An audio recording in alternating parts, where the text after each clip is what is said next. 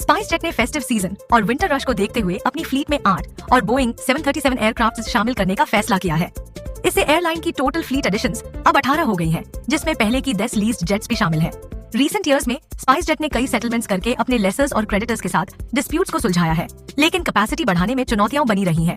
उम्मीद है कि ये नए एयरक्राफ्ट यात्रियों को बेहतर कनेक्टिविटी और कन्वीनियंस देंगे। जरूरी सवाल, बोइंग के हाल के सेफ्टी और मैन्युफैक्चरिंग इश्यूज जैसे 737 मैक्स इंसिडेंट्स को देखते हुए क्या स्पाइस जेट का बोइंग एयरक्राफ्ट पर भरोसा पैसेंजर्स की परसेप्शन और एयरलाइन की ब्रांड इमेज पर असर डालेगा?